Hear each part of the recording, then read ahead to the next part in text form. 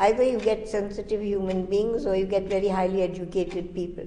But it's very seldom that you get the two together. Just like Liaquat Ali Khan Sahab gave his life for Pakistan, I think Zarurat Padti, she would have given it too.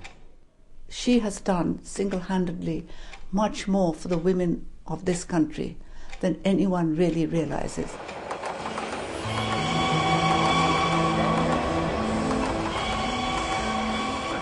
For a pretty young lady, the journey had been a long one. Her name was Raana, and she came to be known as the Dynamo in silk.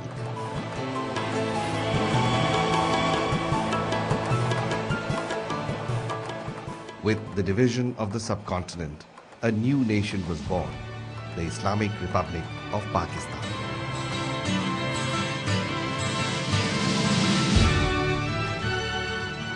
I'm looking forward to making Pakistan as one of the greatest nations of the world.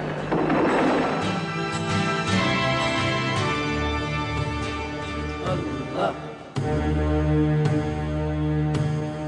Allah.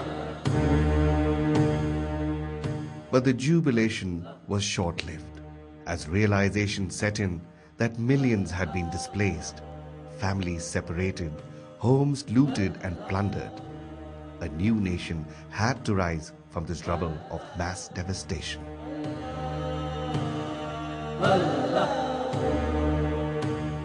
When all the refugees came in and conditions in the camps were very bad, and you had a acute shortage of nurses and medical staff and so on.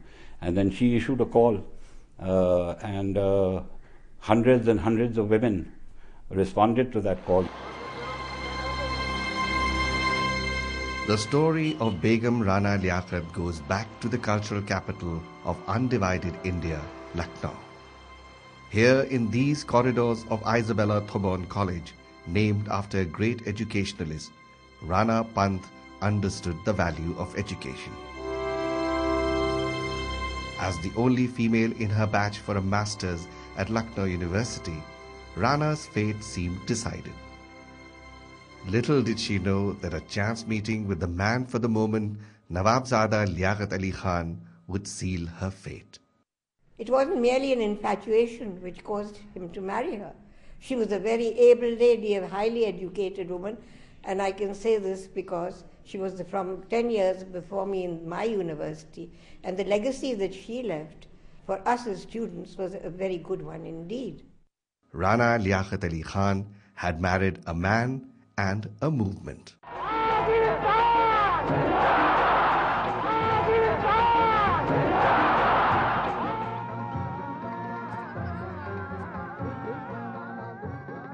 Life became an intense routine as Rana found herself in the midst of political turbulence and the demands of two little boys, Ashraf and Akber.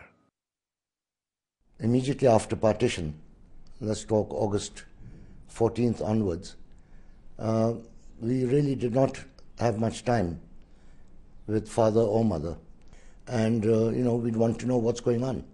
And then we'd be told that so-and-so is coming to meet your father, this delegation is coming, that delegation is coming, and the women are coming, and life just went on every day. I mean, it was a madhouse, should I say, with people coming and going. Time was of the essence as a new nation was getting to grips with governance issues. There was dearth of virtually everything, and most of all, an educated workforce. The Muslims were so anti-British because it was from the Muslims that the British took away the country, that they did not leave alone the women. They themselves did not acquire the English language, which was the language for progress. This short-sightedness was the biggest handicap a new nation faced. An illiterate public would always blame emancipation of women for any social disintegration. She saw to it that by using this ploy of, sort of getting the men to agree to that because we were saving Pakistan, or we were there to help Pakistan, and everybody had this Pakistan that, Pakistan has been won and we have to keep it. And how are we going to keep it? We were going to keep it with the women of Pakistan fighting alongside you. As more and more girls came out to join hands in building a new nation, Begum Sahiba established numerous organizations to answer the call for the day. She was patron of about 50, 60 organizations. But you know what she did? She trained them, she put a committee in place, and she would back out and she would say, now let them do. The way her vision encompassed so many different aspects of women's development. I mean, she was talking about village development, she was talking about education, and she was also very, very aware of economics in empowering women, economic power. As a professional, she felt that we should all have a professional training before we went into any work. So she encouraged the development of skills. She developed the higher education, middle education, and grassroots level education of women. She felt that women must be educated so that they can be economically independent people. As she's always said, you educate a woman and you educate a family. Unlike a lot of people who had started complaining by that time that women didn't come out and do social work unless they were paid, social work as a career, she said, I think this is a very healthy sign. It means that they're willing to earn, they want a career. Raana Liaquat had succeeded in getting the women of Pakistan together. But there were far too many hats and too many organizations that had to be brought under one roof. Thus, the formation of the All Pakistan Women Association in 1949 filled a leadership vacuum and set the pace for women development. Somehow women have always stayed behind in leadership because they have lacked the unity by the women themselves.